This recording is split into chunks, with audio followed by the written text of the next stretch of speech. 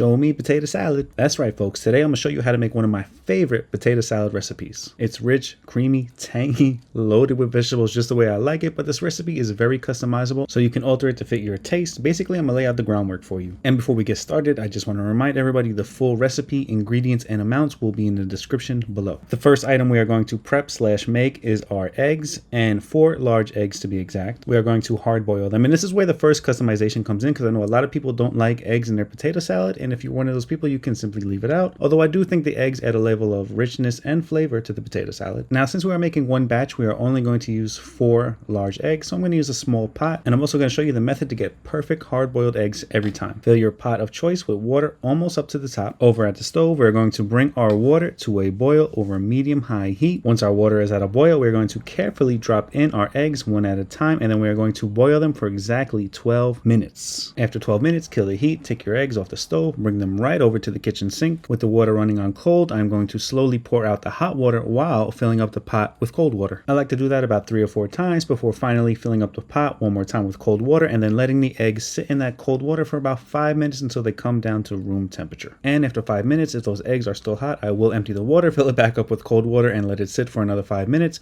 Now, this might seem like a lot of work, but there is a method to the madness, and there is a reason. I know everybody has their own opinion and special method about what works when it comes to boiling eggs. This is just what works for me. This is why I do what I do. Now, if done correctly, a few taps on the table, give it a little roll, and this shell should come easily right off the hard-boiled egg. And that's what I do. That's my method to get perfect hard-boiled eggs every time. That peel, super easy. And I like to keep a bowl handy to put the eggs in right after they're peeled, so right after they're peeled, I can fill them up with water and get any little bits of shell or anything else off of them. With all of our eggs cooked and peeled, we'll get them washed, and then we'll put them in the fridge until we need them. Next, let's go over the vegetables that we're going to be using. And just like the eggs, if there's something you don't like, just leave it out. So first up, I'm going with 2 stalks of celery, 1 medium carrot, peeled and washed. Here I have 1 green bell pepper, washed, although we are only going to use half of it, and 1 red onion, which we're also going to use only half of. Now, before we start mixing our vegetables, we're going to get a large bowl, a huge bowl, to mix everything in. Along with that, we're going to get a bowl to put all of our scraps in, a wooden cutting board or a plastic cutting board, and a very sharp knife. Ouch. First things first, I guess we'll start with our celery. We got it washed and dried, and we're going to cut the ends off because, hey, it's not that very tasty. The celery leaves, on the other hand, are very tasty, and they can be used as garnishes, or my personal favorite, used in stocks and broths. For the celery, we are going to do a small dice. The smaller, the better. Now, personally, I love celery, but nobody wants to bite into a spoonful of delicious potato salad and bite into a huge chunk of raw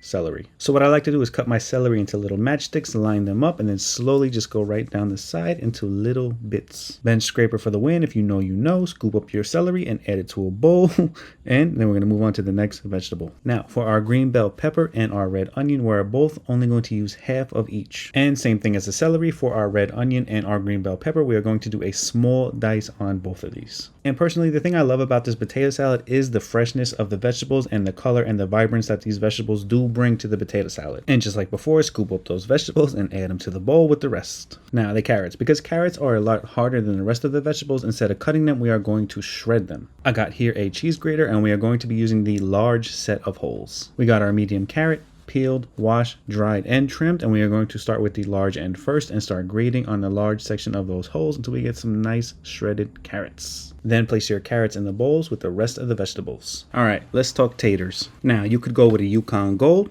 you could go with a small white, or you can go with red potatoes. All of which are going to have their pros and cons, especially when it comes to potato salad. Now, red potatoes don't have as much starch as these other 2 potatoes, which means they'll hold their shape and texture better, which is perfect for potato salad. Now, I do like to mix it up a little bit and use a good mix, so I'm going to use 3 white potatoes and 3 red potatoes. Next step is pretty simple. We're going to peel all of our potatoes. Once your potatoes are peeled nice and smooth, we're going to cut these into some nice sized chunks. Not too big, but not too small. I also like to keep a pot of warm water right next to me, so as I'm cutting, I can throw those right into the water.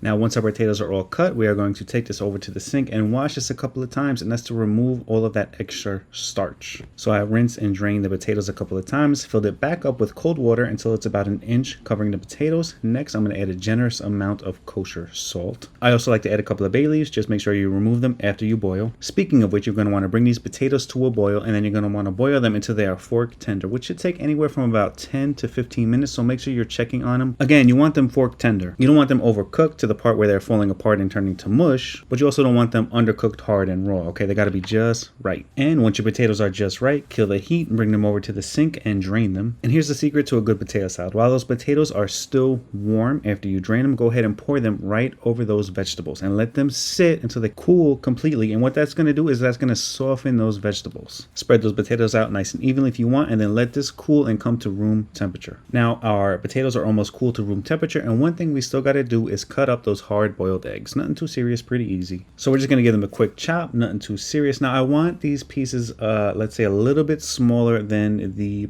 potato pieces. And like I said earlier, the eggs are absolutely optional. You can leave them out if you want, but I do believe, as do many people probably, that the eggs do give, you know, some texture and definitely taste and add overall to the potato salad. So I would leave them in, but that's just me. With the eggs all chopped up, we're gonna place these to the side and make our dressing. We're gonna start with a large bowl to mix everything. Next thing that's going in is 1.5 cups of full fat, all real mayonnaise, okay? No exception here. Next is 1 tablespoon of Dijon mustard. This is optional, but I do like to do a few shakes of hot sauce, specifically Tabasco sauce. And not optional, 1 tablespoon of red wine vinegar for that twang, that tang. Then for some seasonings, we're gonna keep it simple with some salt and pepper. Now I would season to taste, but I would start off with about 1 teaspoon each. And keep in mind, you can always add more seasonings later after everything is mixed in and you taste it and you see how you like it and you can adjust it from there. Next, I'm adding about a teaspoon of dill weed, and then I'm adding a teaspoon of paprika. Then take your whisk and mix this up. Make sure everything is nice and well combined. And there you go. It's literally so good. This is also the same dressing I use when I make coleslaw. It is literally one of my favorite dressings. Let's run it down. We got our potatoes and our vegetables. We've got our dressing and we've got our chopped eggs. It's time to mix everything up and make some potato salad. Chopped eggs going in. That delicious homemade dressing